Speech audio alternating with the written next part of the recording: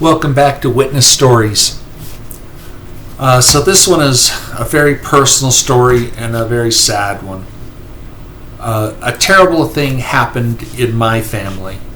My grandchild, at age 17, one of four, within his small family part, passed away. It was at the end of the summer in 2021. He had taken his own life.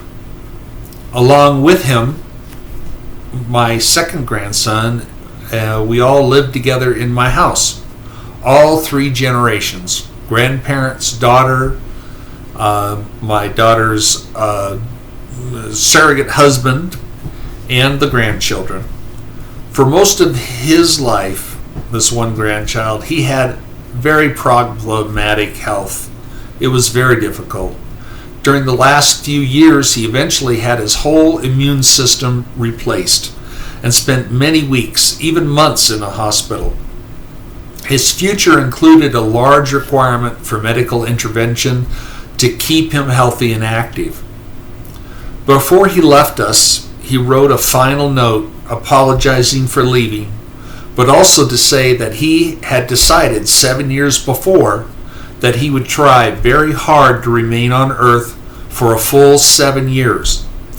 But then he would make the decision for himself if he wanted to stay on Earth or not.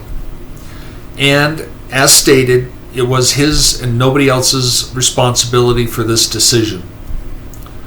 He obviously cared about what we all felt was happening.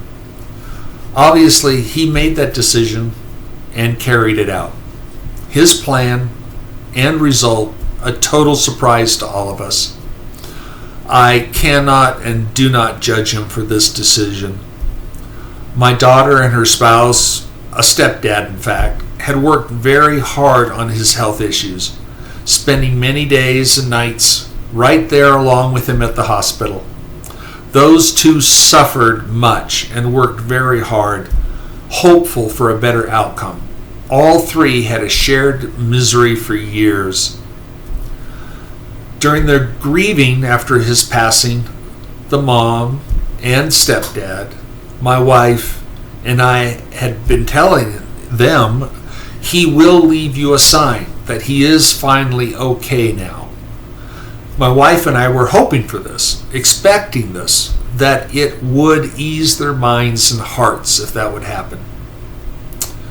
So, a few months later, one night, my daughter and her man were so depressed just before bedtime.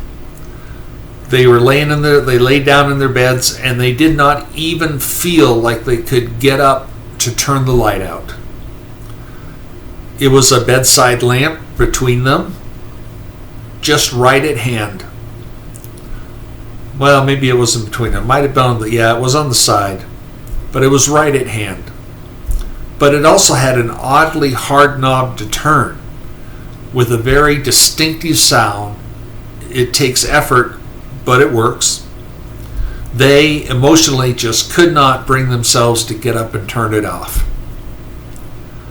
Then as they lay there, contemplating on their grief, just a few short feet away, they could hear the knob on the lamp click as it turned, and the light went out.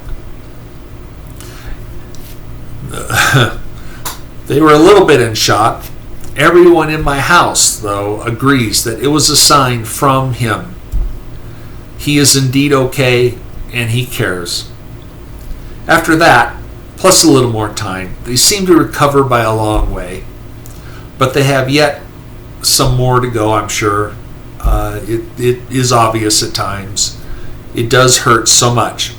I'm confident that my grandson will add some more help whenever they need it. I have faith in that, and that does help me to cope with the whole situation.